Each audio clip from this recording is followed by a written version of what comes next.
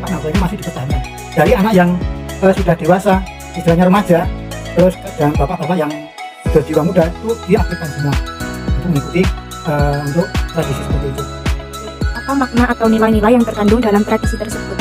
Kalau maknanya untuk tradisi yang untuk jaga istilahnya untuk orang meninggal tadi, itu kan kita di samping untuk menghibur juga yang ditinggal, keluarga yang ditinggal itu tidak sedih sekali, otomatis tidak sedih sekali. Karena apa? Semalamnya itu tetap di keluarga itu yang di tempat duka itu tetap ramai dari sip-sip yang telah ada. Bagaimana keterlibatan generasi muda dalam pelestarian budaya ini? Kalau untuk anak-anak kita memang aktifan. Jadi kalau yang ikut sip malam itu tetap ikut sip malam. Terus yang seharusnya sip malam, sip pagi. Jadi tidak boleh yang sip pagi ikut sip malam. Apa saja tantangan dalam menjaga tradisi ini tetap hidup? Tantangannya ya kita tetap menyadarkan dari keluarga-keluarga yang masih baru, terutama keluarga-keluarga yang baru, yang istilahnya baru menikah, itu kan kita sadarkan itu ada yang kalau ada yang meninggal itu harus mengikuti tradisi seperti ini. Terus dengan yang pendatang juga kita kasih edukasi seperti itu. Apa kegiatan budaya rutin yang biasanya diselenggarakan? Kalau yang rutin itu ya itu tadi untuk jaga orang, kalau yang istilahnya ada musibah lelayu yang menginap tadi, itu setiap udah rutin pasti udah dijalankan terus dan sampai sekarang pun masih berjalan. Kalau untuk bergoto itu kan cuma waktu kita ada istilahnya ada hari raya atau apa gitu kan baru itu dipakai atau enggak, itu kita baru apa istilahnya menyiapkan. Di samping itu untuk bergoto sama hadroh itu kita sudah punya nomor registrasi dari Pemda. Apa harapan pelestarian budaya lokal? Ya harapannya mudah-mudahan untuk anak-anak remaja atau yang istilahnya remaja atau yang masih anak-anak itu bisa mengetahui dan apa istilahnya kegiatan yang selama ini dilakukan oleh bapak-bapak yang terdahulu. Jadi kita wajib melestarikan seperti itu. Apakah budaya lokal ini dipromosikan melalui media sosial? Sebutkan platformnya.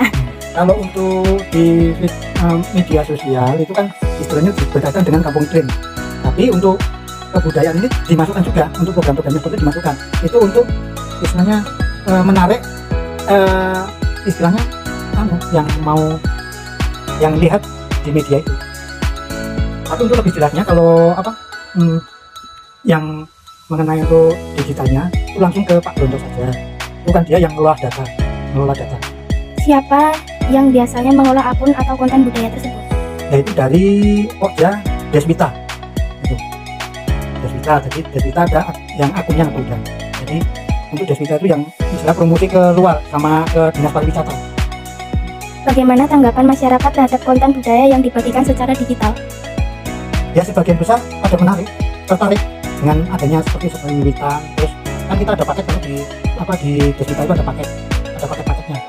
Jadi untuk paket-paket itu terus terang yang mengelola itu dari Deswita. Kalau dari Pak RW sendiri enggak. Jadi kita cuma kalau ada kita menyetujui gitu. Apakah ada tantangan atau komentar negatif di media sosial? Selama ini belum ada. Masih istilahnya kita ratingnya masih tinggi untuk Deswita kita. Menurut narasumber, bagaimana cara menggunakan media sosial untuk menghargai keberagaman budaya? Ya kita bisa memisah-misahkan istilahnya dari kegiatan-kegiatan tertentu. Jadi seumpama ada kegiatan agama Nasrani yang Katolik, kita juga toleransi.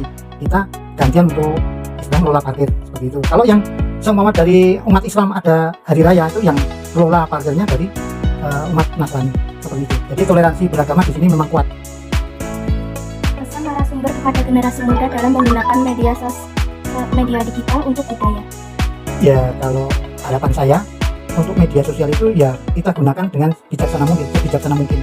Jadi yang istilahnya untuk berkembang, maju, melangkah ke depan ke generasi Z itu kita dukung. Terima kasih karena udah meluangkan waktunya buat diwawancarai. Oh, iya.